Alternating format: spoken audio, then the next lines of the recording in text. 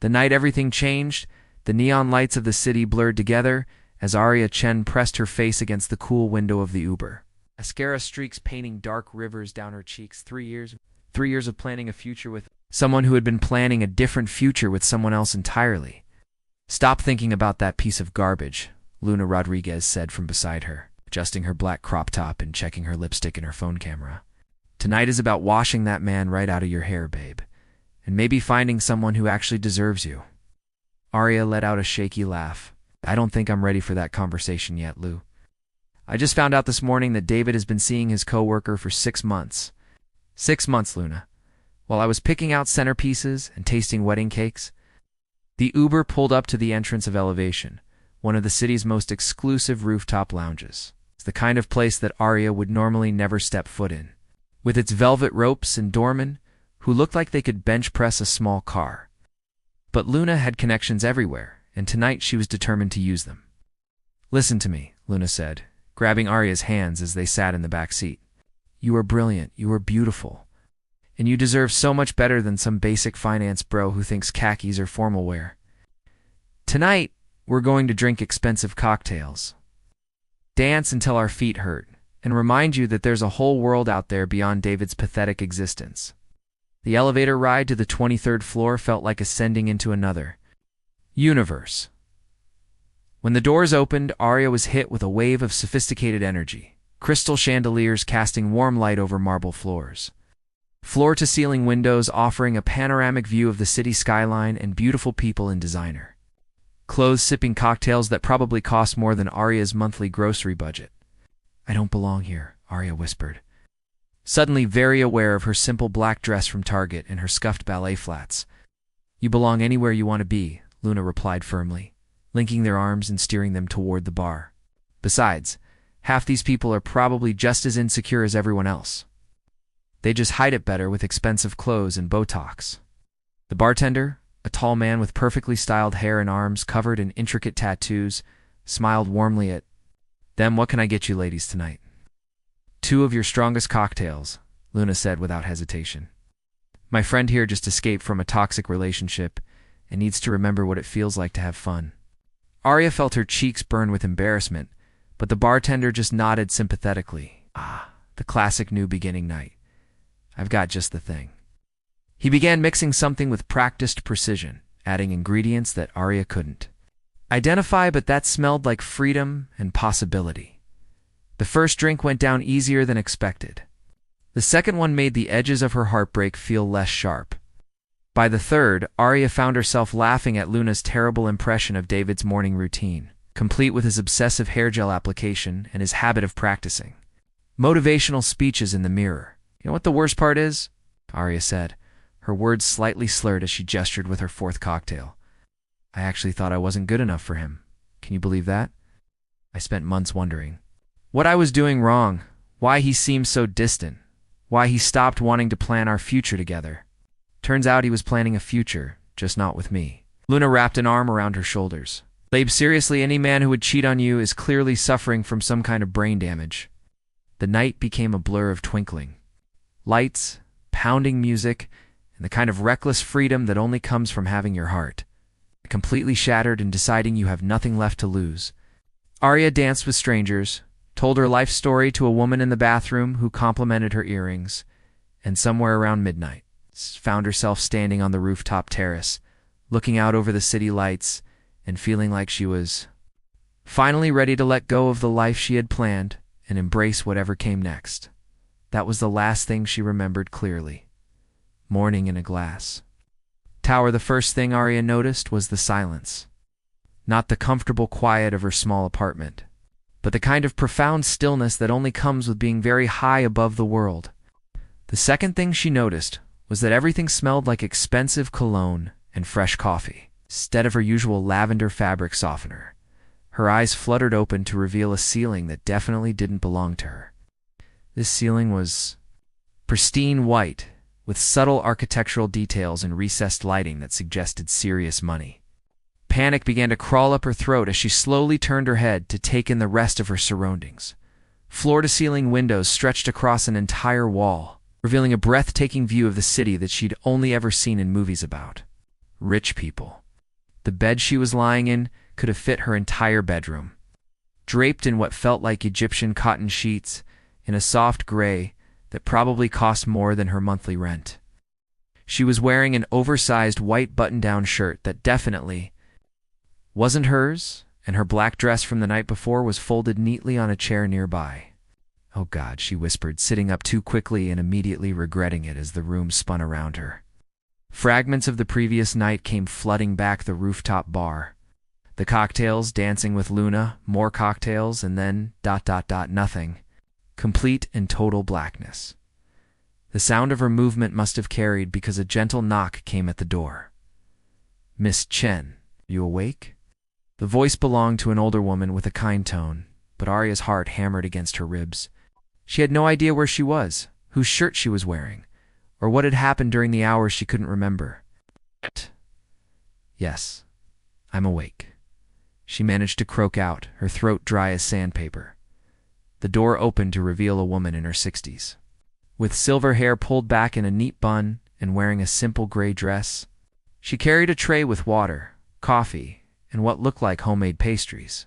"Mrs. Patterson," the woman said with a warm smile. "I work for Mr. Blackwood.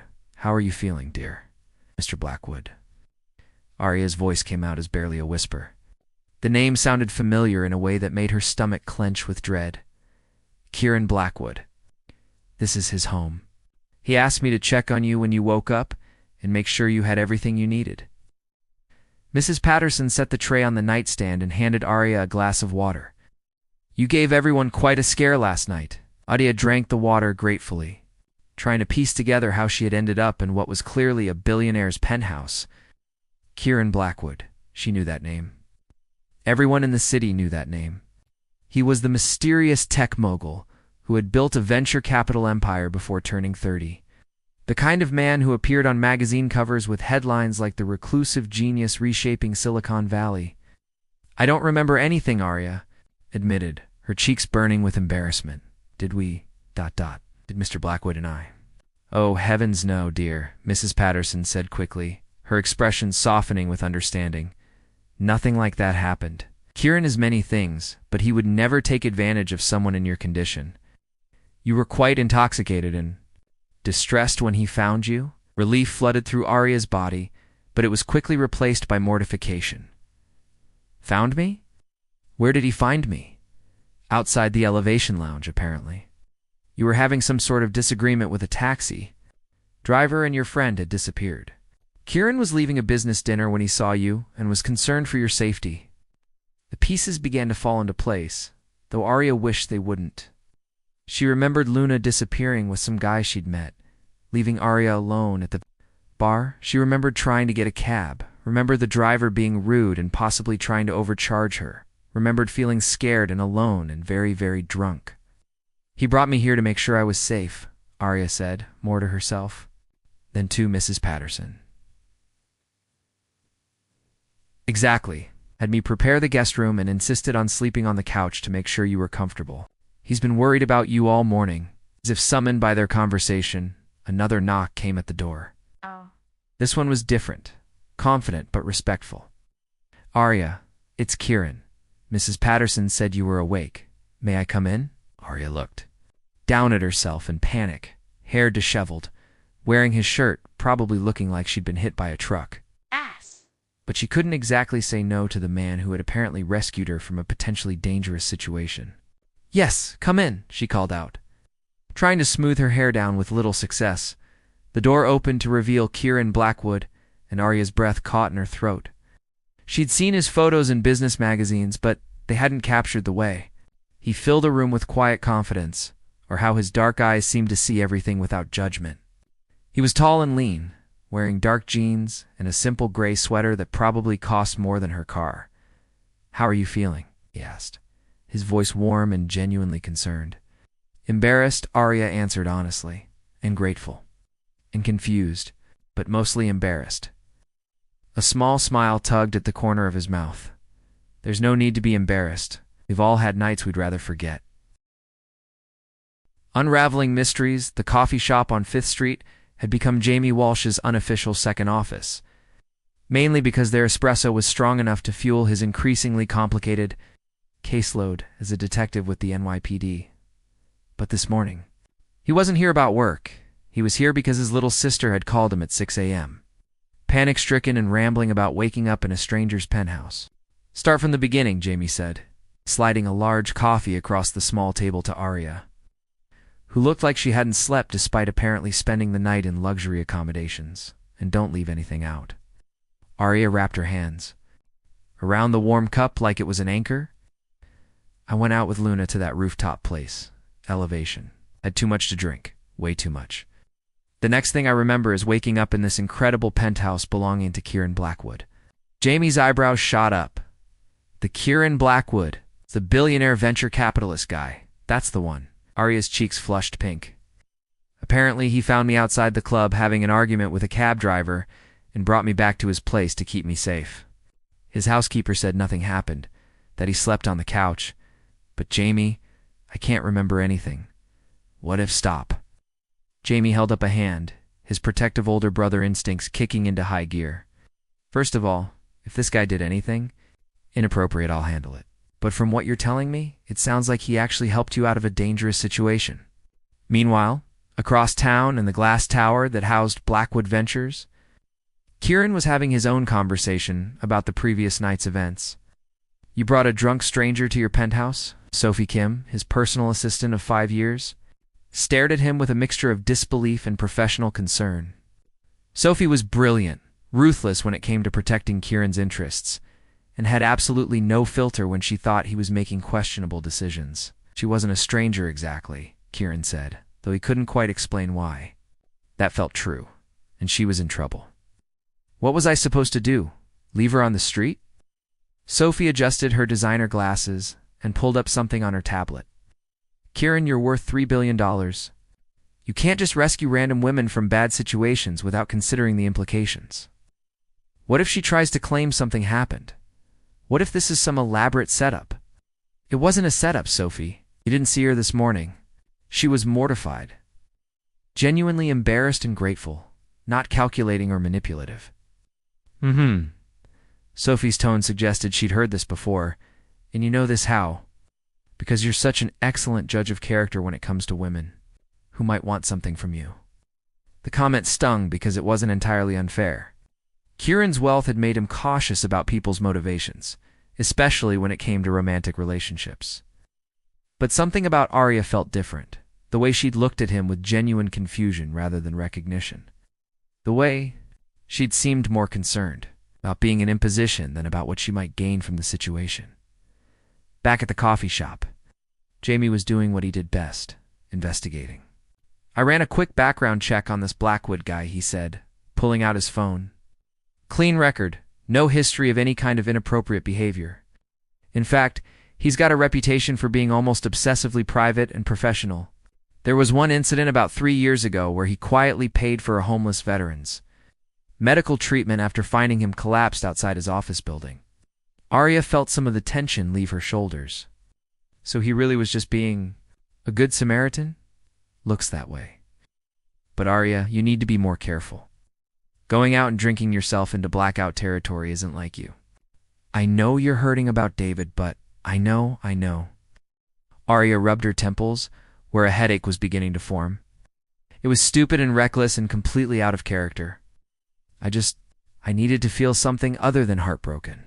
"You know," Jamie's expression softened. He'd seen his sister go through disappointments before, but never anything like this. The David situation had shaken her confidence in ways that worried him. "Maybe you should thank him," Jamie suggested. "This Blackwood guy, send a note or something. It's the right thing to do, and it might help you feel less awkward about the whole situation." At that exact moment, Kieran was having a similar thought. He'd found himself distracted all morning, wondering if Arya had made it home safely, if she was feeling better, if she regretted accepting his help. It was unusual for him to think so much about someone he'd just met, but there had been something about her vulnerability and strength that had gotten under his skin. "Sophie," he said suddenly, interrupting her rundown of his afternoon meetings. "Do you think it would be appropriate to check on Arya, just to make sure she's okay?" Sophie looked up from her tablet with the expression she usually reserved for when he suggested donating money to particularly questionable charities. Kieran. No. Whatever you're thinking, the answer is no. You helped her, she's safe. End of story. Don't make this weird. But even as Sophie spoke, Kieran found himself thinking about the way Arya had looked standing by his windows that morning, silhouetted against the city skyline like she belonged there. I thought about how she'd been more concerned about inconveniencing his housekeeper than about the expensive clothes and artwork surrounding her. Most people who ended up in his penthouse spent their time calculating what everything was worth. Arya had spent her time apologizing for being there at all. That afternoon, 2 handwritten notes were delivered across the city. Arya, sent to Blackwood Ventures, was brief and grateful. Kieran, sent to the address he'd found on the business card that had fallen out of her purse, was an invitation for coffee and a proper introduction. Neither of them expected the other to respond. Both of them hoped they would. Crossing paths again, the Riverside Community Center had seen better days. But Elena Vasquez refused to let that dampen her spirit as she surveyed the paint-chipped walls and outdated computer lab. As the center's director, she'd learned to see potential where others saw problems. And today, she was particularly excited about the new volunteer who'd been coming in every Tuesday for the past month. Arya, the kids are asking for you again, Elena called out, as she spotted the young woman setting up art supplies in the main activity room. Marcus especially. He's been working on that digital design project you suggested. I think he wants to show off a little. Arya Chen looked up from the table where she was arranging colored pencils and sketch pads, her face lighting up with genuine enthusiasm. Is he here already? I brought some new drawing tablets that I thought the kids might like to try. New tablets? Elena raised an eyebrow. Arya, honey, those things are expensive. You don't need to keep bringing supplies. With your own money? The truth was, Arya hadn't bought them with her own money.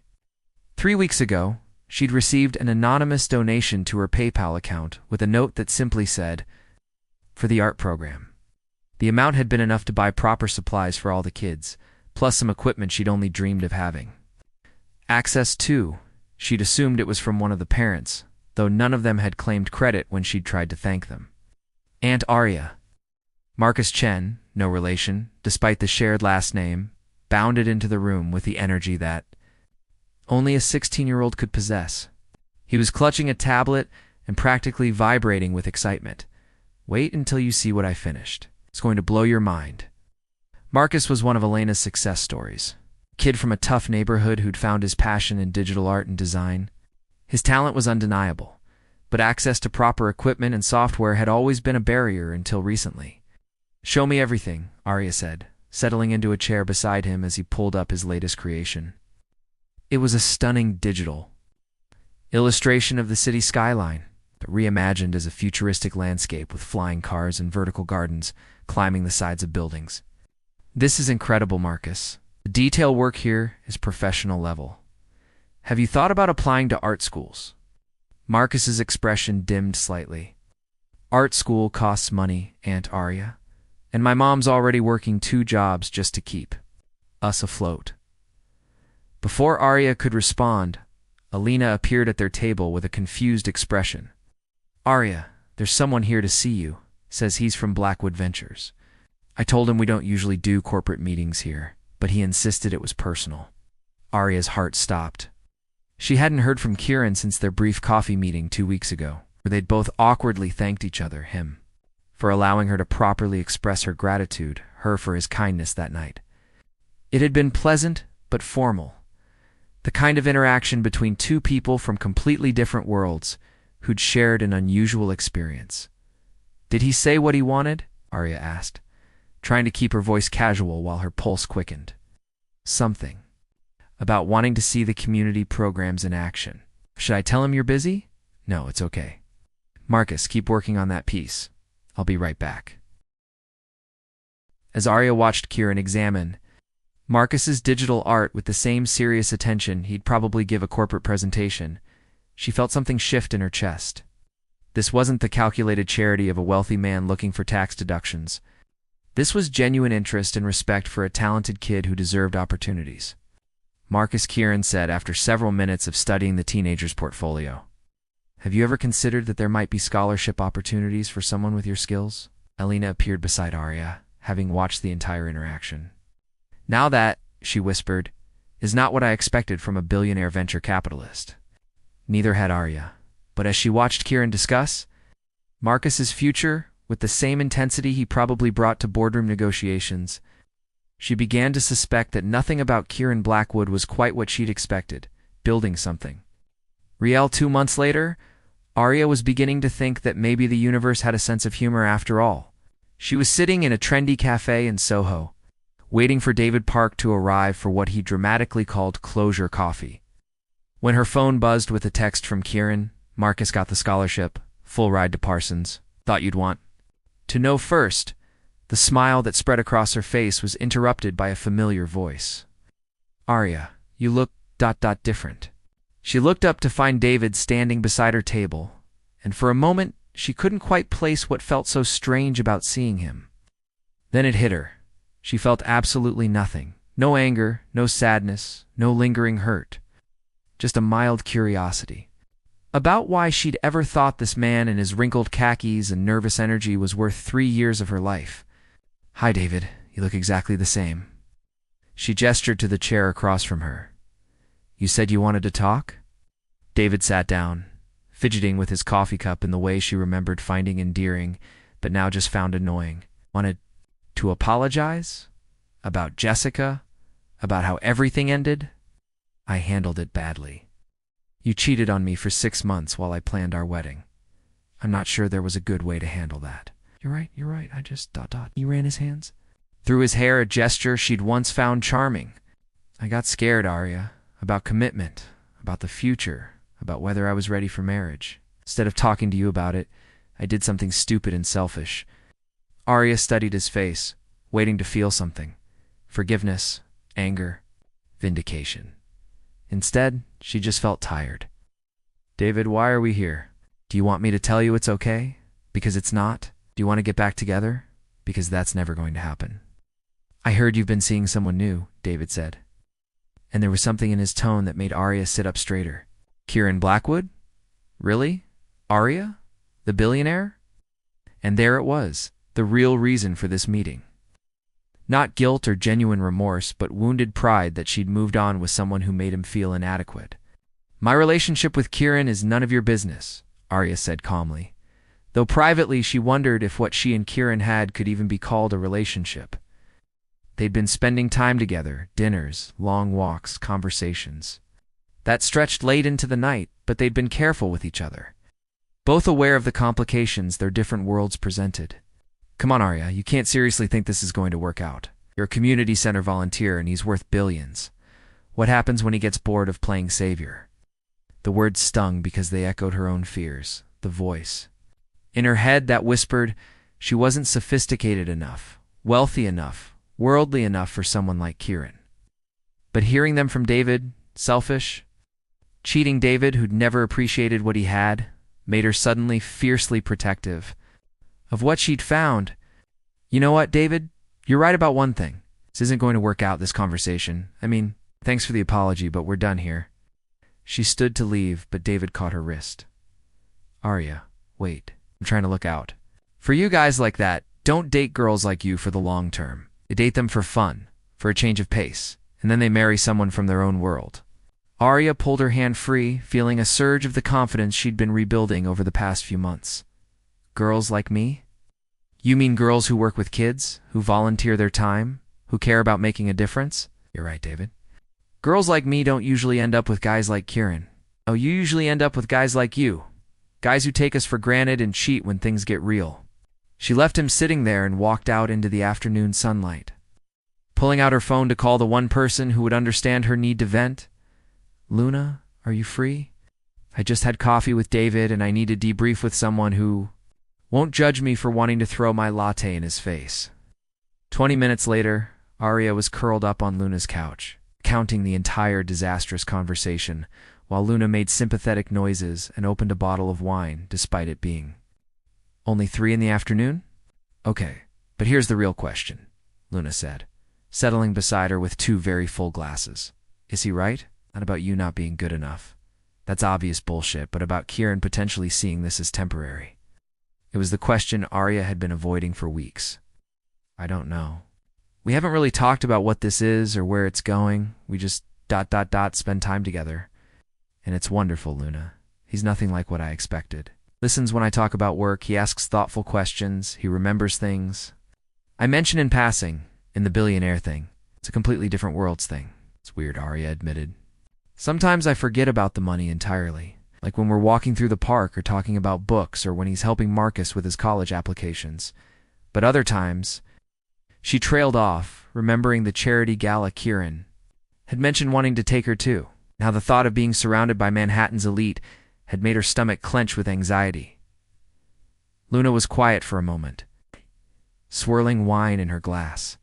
You know what I think? I think David is jealous and trying to get in your head. But I also think you need to have an honest conversation with Kieran about where this is going. Because hiding from the complications isn't going to make them disappear. If summoned by their conversation, Arya's phone rang. Kieran's name appeared on the screen, and she felt that familiar flutter of excitement mixed with nervousness. Hi, she answered, aware that Luna was listening to every word. Hi yourself. How did coffee with your ex go?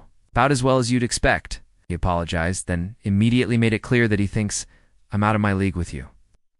A pause. And what do you think? It was such a simple question, but loaded with implications that made Arya's heart race. In the background, she could hear the sounds of Kieran's office, phones ringing, muffled conversations, the busy hum of a successful business. Arya. I think Arya said slowly that maybe we should talk about that in person. I'll pick you up at 7, Kieran said, without hesitation. There's something I want to show you.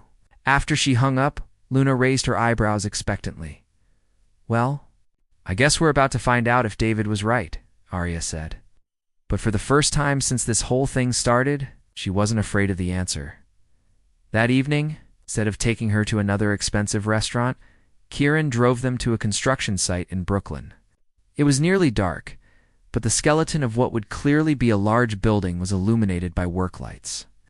This is going to be the new Riverside Community Center, Kieran said as they stood looking up at the steel framework.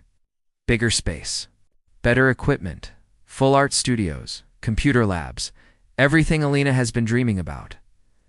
Arya stared at him, speechless. Kieran, this is ... this is incredible. But the cost doesn't matter. What matters is that kids like Marcus have somewhere to develop their talents, and people like you have the resources to help them do it. He turned to face her, his expression serious in the harsh light. Arya, I need you to know something. This isn't charity, and it's not about tax deductions or good publicity. This is about building something that matters, something that lasts. Why? She whispered. Because you matter. Because what you do matters. Because for the first time in years, I've found someone who sees potential where others see problems, and I want to be part of that vision. Standing there in the shadow of something beautiful they were building together, Arya finally understood that David had been wrong about everything. This wasn't about different worlds or temporary fascination. This was about two people who had found something real and were brave enough to build a future around it. When Kieran kissed her under the construction lights, with the city sparkling beyond them, and the promise of tomorrow taking shape in steel and concrete around them, Arya knew she was exactly where she belonged.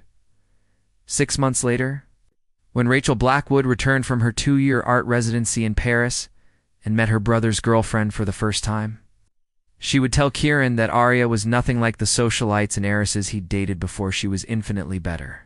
And when Marcus graduated from Parsons 4 years later and started his own design firm, the first client he would sign would be Blackwood Ventures. Because some stories of unexpected connection and second chances were worth building an entire future around.